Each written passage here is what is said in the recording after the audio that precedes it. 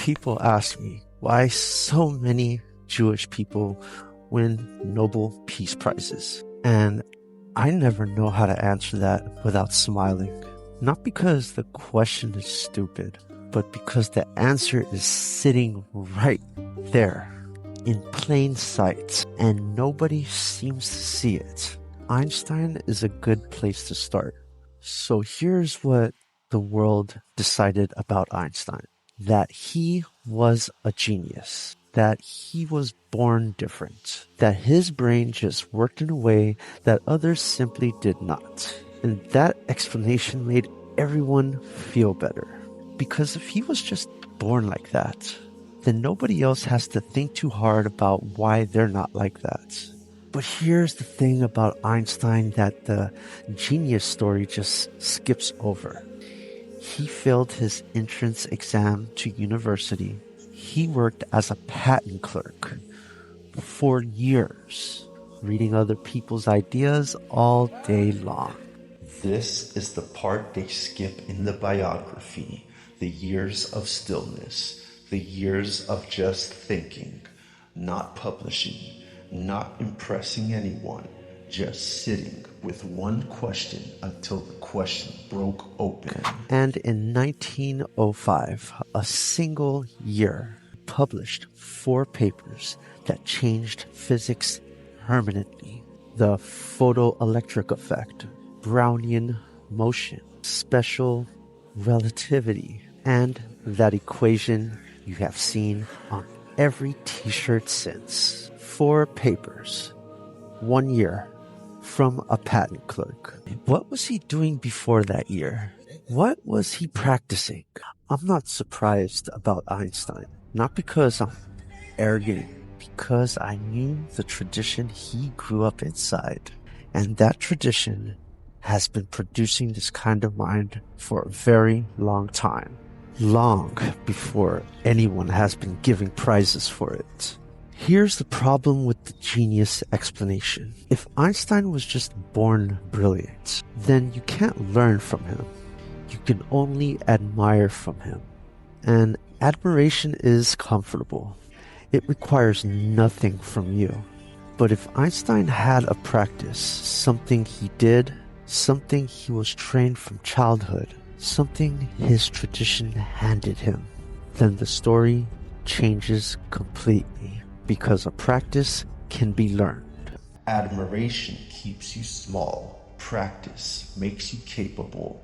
The world chose the version of Einstein that required nothing from them. The tradition he came from chose the version that required everything. Most people never considered there might be a version 2. Let me give you 2 things. The first thing is Hitbonenut. Hitbonenut. It's a Chassidic practice, a specific type of contemplation, but not the kind that you're thinking of. It doesn't mean sitting quietly and clearing your mind. It means the opposite of that. Hitbonenut means taking one idea, just one, and staying inside it, not moving on, not summarizing it, not deciding you understand it, staring at it from every single angle till it's showing you something it wasn't showing you before. The Chassidic masters said that Hitbonenut is not meditation, it is investigation.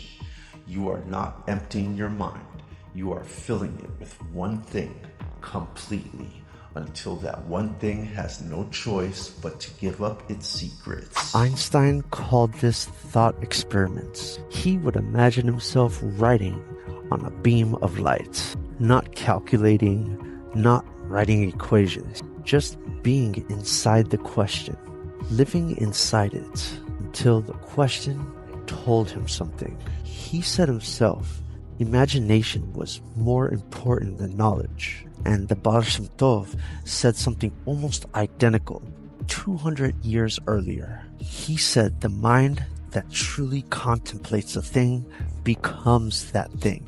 Einstein did not think about light. He put himself inside it. That is Hitbonenut. Not a metaphor, not a coincidence. The practice his tradition trained him toward applied to physics. Now, the second thing, Shabbat. Every week, from Friday night to Saturday night, 25 hours. No work, no output, no creation, no building, no fixing, no producing anything, just being. This isn't a break from work. A break from work means you plan to go back.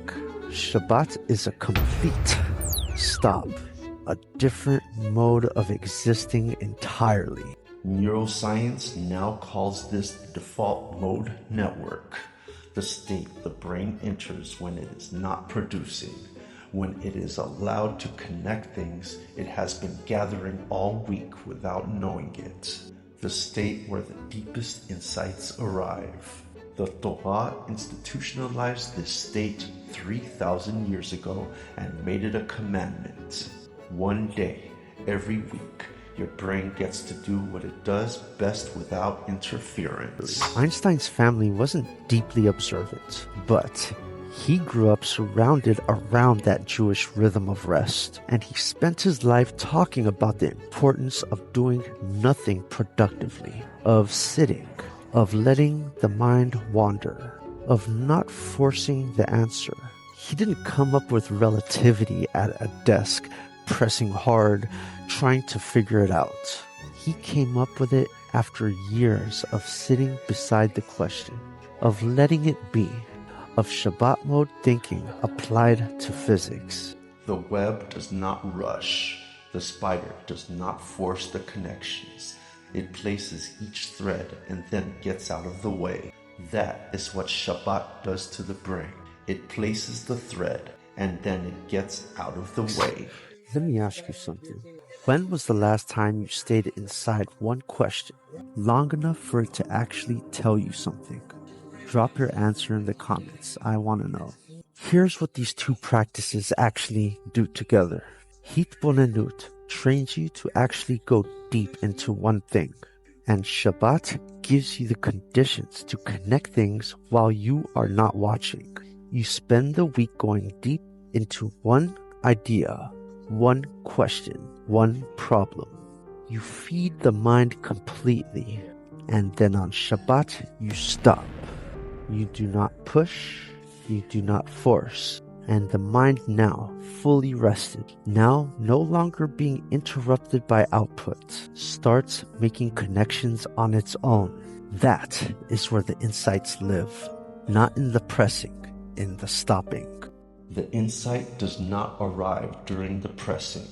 It arrives during the pause after the pressing. Every person who has ever had a breakthrough idea in the shower, or waking up at 3 a.m., or driving somewhere with nothing on the radio has experienced this. The tradition built a structure around it, practiced it, made it a law. Einstein wasn't smarter than you. He was stiller than you. He was willing to stay inside a question longer than most people can stand to. And he was trained by a tradition he may not have fully understood to stop once a week and let the work do itself. Hitbonenut, Shabbat. One teaches you how to go in, one teaches you how to get out of the way. And together they bent space-time. Every generation produces people who see things others do not see. People who bend the rules of what is not supposed to be possible. People who sit with a question while everyone else moves on. And every generation asks the same things about these people. What were they born with that the rest of us were not? And the answer that gets handed down is the comfortable one. The genius answer. The DNA answer. The they were just different answer. That costs the person asking absolutely nothing and teaches them absolutely nothing about how they live. Because if it is genetic, then it is someone else's gift, and your job is just to admire it from a distance and feel appropriately small.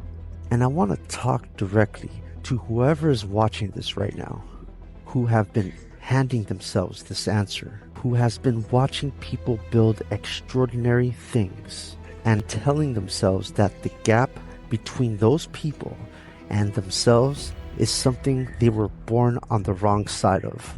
Because what I just told you is that gap is not genetic. The gap is a practice. The gap is 25 hours a week of getting completely out of the way of your own mind.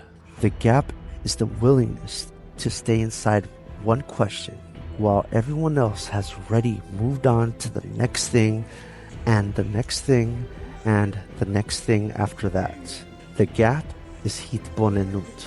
The gap is Shabbat. The gap is a tradition that knew what a human brain needed before a human brain has been appropriately studied. And Einstein didn't even know he was doing that. He just grew up in the rhythm of a people who had been training this exact thing for 3,000 years, who built a whole day every week around the idea that the mind that has been allowed to rest completely is the mind who sees what other minds cannot, who built a practice of going so deep into one idea that the idea has no choice but to give up on what it was hiding. And you want to know why so many Nobel Prizes? You want to know why the genius? You want to know why Einstein? This is why Einstein.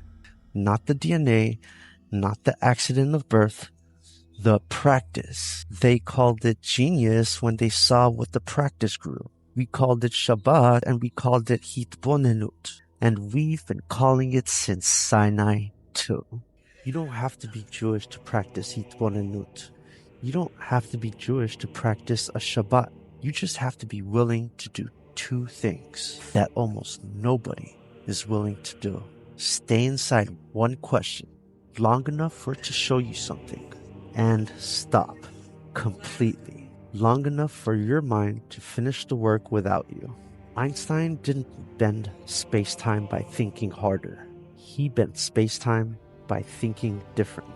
And the tradition he grew up inside, whether he knew it or not, trained him exactly how. I'm not surprised by Einstein. I'm surprised it took the world this long to ask why. So let me ask you this.